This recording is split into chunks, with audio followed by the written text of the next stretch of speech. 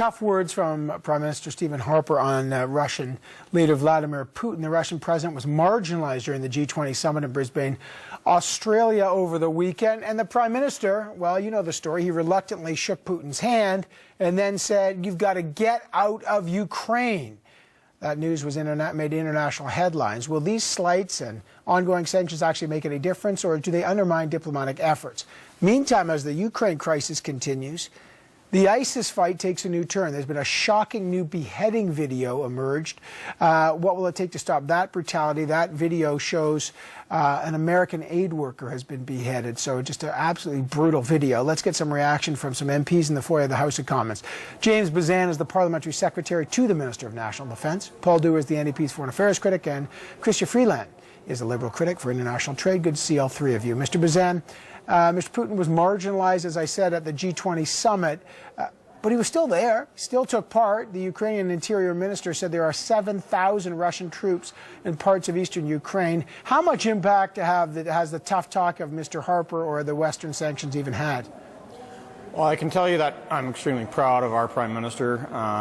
This was a Churchillian moment where the Prime Minister very bluntly told Putin what he needs to hear from a world leader, which is his aggression in Ukraine, his invasion and annexation of Crimea, and now what they're doing in the Donbass is completely unacceptable. And as we're reading more and more intelligence reports that are coming out in the public about the buildup, not only in eastern Ukraine, but also the buildup of Russian forces along the eastern border as well as Transnistria, is very disconcerting. And I think all of us want to make sure that the Russian Federation, especially under the leadership of President Putin, pulls those troops back. So what do you do? What further action can you take? I get the tough talk, but then what? You got to back it up. Tougher sanctions coming? I think that definitely all the G7 nations, the European Union, are talking about increasing sanctions. That was talked about in great detail at the G20, and also about standing firm on the sanctions that have already been imposed and not giving any leeway to Russia until they actually withdraw their troops. But this build-up and essentially the end of the ceasefire, which never really did take hold, is something that we're all watching very carefully, and I personally fear for the worst. You fear for the worst, meaning what, real quick? I think that Putin, with the failing economy that he's had because of the sanctions, I think that because of this, he is isolated now on the world stage where he should be. I think that this is a situation where he is going to continue to prey upon the nationalism of the people of Russia, and the only thing that he holds them behind his government and his regime right now is the aggression in Ukraine. Well, that raises the question, if you think this is leading to a worse response, is that the smartest diplomatic track? Shouldn't you do something to avert the worst outcome? Yeah, I think by continuing to isolate him on the international stage, as Prime Minister Harper did, and as the other G20 leaders did as well, make sure that he understands that his actions are completely unacceptable on the world scale, and we're not believing any of his lies and his propaganda. Mr. Dewar, Ms. Freeland, your reaction to how Stephen Harper, that now famous confrontation with Putin? Well, as I mentioned yesterday when I heard of it, it's fine, chastise. We all have been critical of Putin. It's what you follow it up with, and I think the problem for the government right now is that we've been asking for, and other parties, to align our sanctions with our allies, and we haven't done that. And in the case of two of these sanctions we're asking for, one happens to be investments in the Alberta oil sands, the other in transportation in Quebec, and it seems that they're reticent. I don't know why, other than they don't want to affect investment in Canada. But if you're going to do sanctions, you're going to be a leader on this, you have to be clear on it. Well, in these two cases, you know that you haven't. So that's unfortunate. But no, in the two cases I'm saying, with the investment of Putin's friend in the oil sands and the other with Bombardier, so they haven't done that. So the question is, if this is all the government has, it's not sufficient. I mean, it makes for good headlines, no question. It was a nice move for the Prime Minister yesterday. But if you don't back it up, then that's seen as lacking in action. And finally, if you look at our well, I just told you sanctions. Okay, those are two things. Yeah, and the final thing is we haven't done as much as we claim to be doing in Ukraine. Diplomatic assets, we have 2 political officers. 2. We had 1 in the summer. Now we have 2. This is supposedly the government's most important, diplomatic focus for the region. When you go to the actual embassy and you just find a couple of people there, that's not. 50 people no, in in terms of political stuff, it's just not enough. And finally, the economic package isn't sufficient. And we're hearing from people of Ukrainian descent about that. Christopher, what's your reaction to how Mr. Harper interacted with Mr. Putin and what comes next? Well, look, I think that what you're hearing from all of us is that for Canadians, support for Ukraine and a really tough line versus Russia is not a partisan issue. All of us are strongly supportive of Ukraine, and as you know, Evan, I have lots of personal experience and lots of reasons to know that that is absolutely the right thing to do. I agree with Paul. I would like to see Igor Sechin added to the sanctions list. That is a notable exception, and it makes Canada look a little hypocritical that he's not there. I think more generally what we need to be doing now is absolutely increasing the pressure on Russia. I agree with James. This is a very worrying moment, and the Russian military escalation in the Donbass is very dangerous. It needs to be clear to Putin that there will be consequences.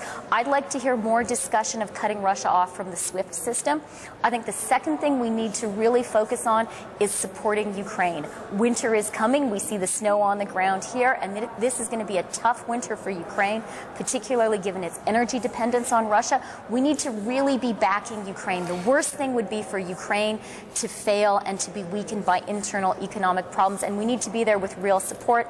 The final thing I'd like to see us doing is really working harder with European countries that are interested in doing this, like Germany and France, on backing up the OSCE monitoring mission. So there's lots there.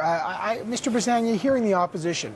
Literally, as we speak, you call Mr. Harper Churchillian there.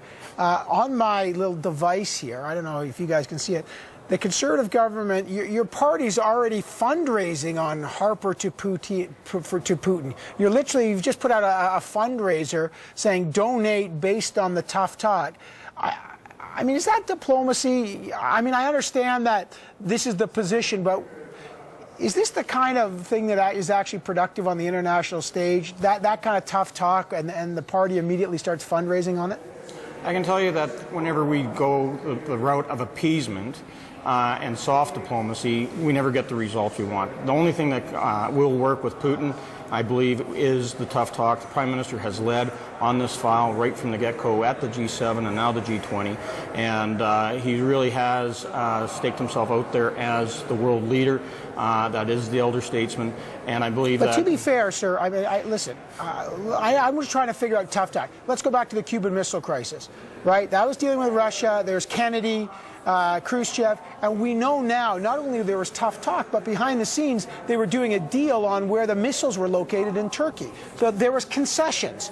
Is Mr. Harper reaching, I get the tough talk, behind the scenes, what's he doing to resolve the crisis? Look, we're going to continue on with diplomacy, working with our allies, especially the Europeans and the Americans, to find a solution to get Russia and President Putin in particular to back down.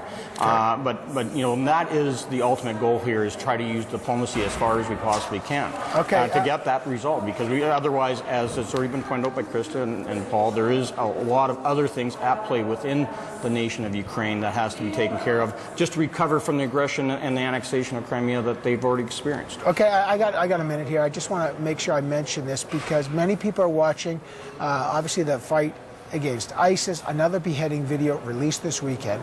26-year-old American aid worker, Peter Kassig. He was deployed to Iraq, by the way, as a soldier in 2007, founded an aid organization in Syria. After he was kidnapped, it's reported he converted to Islam, according to his father. Very quick. ISIS keeps releasing these kind of videos. Maybe I'll start with Ms. Friedland. I'll go the other way. What kind of reaction does Canada have to these kind of this kind of barbaric activity? Does that legitimize Canada's role in sending the CF-18s to bomb ISIS? Look, Evan, I think you're going to find no debate on this panel, as with Ukraine, on the fact that ISIS is despicable, is barbaric, that what they are doing is absolutely appalling. I do think we need to all be thoughtful, both as politicians and as journalists, and I speak as someone who's walked in both sets of shoes, about publicizing the brutality too much, and we have to be careful about not giving ISIS the glamour of horror.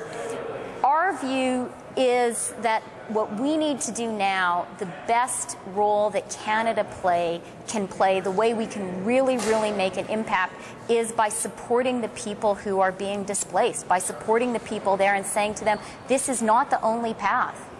Okay. Real quick, Mr. Dewar, Mr. Bezan? Well, of course it's repugnant, and I, agree with what's already been said, is that what's important here is that we know what the pattern is, we know what ISIL is trying to do, and that is to draw people in by these horrific, displays of what is barbaric behavior. And what we need to be doing is cutting off the revenues, need to be isolating, and doing what I've said on this program many times, something that we committed to do when I was on the ground with Mr. Garneau and Mr. Baird, and that is to help support the people who have fled. And I think we have to stay the course with that. I've been talking to people in the last couple of weeks. There's still a major need for humanitarian assistance and relocation for many people who can't go back home to places like Mosul. Mr. Bezan, last word to you on this.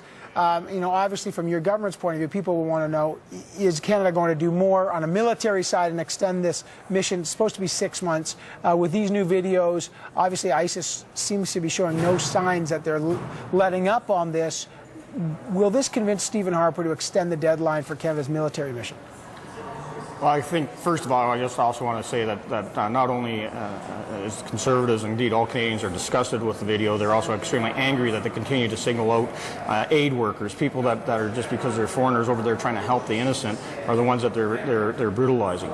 So that, I think, is something that we're all very disgusted by. But at the same time, I think that the work that we're doing over there now with the Royal Canadian Air Force and the Special Operation Forces is, again, not only legitimized, but we're doing the work that needs to be done to help the people that are on the ground behind enemy lines that have to deal with this ISIL terrorism. But the question is, will there be more done? Is Canada even discussing, considering what the Special Forces will do, what the CF-18s will do, how long they'll be there? Or is the mission as it is, and after 6 months there's a reevaluation or a pullout? Yeah, look, we're there under parliamentary approval with the 6-month mission, and we also have said we know that this isn't going to be finished at the end of 6 months either. Especially as with the air presence, we have driven ISIL underground. They're not out there boldly moving around and using their equipment and military presence to victimize not only innocent people but also fight the Islamic or the Iraqi security forces and the Kurdish Peshmerga. Okay, I got to leave it there today. Lots on the agenda. James Bezan, Paul Dewar, Christopher Freeland, welcome back. Good to have you back in Ottawa. Thank you. We'll keep you here as long as we can. Thanks so much.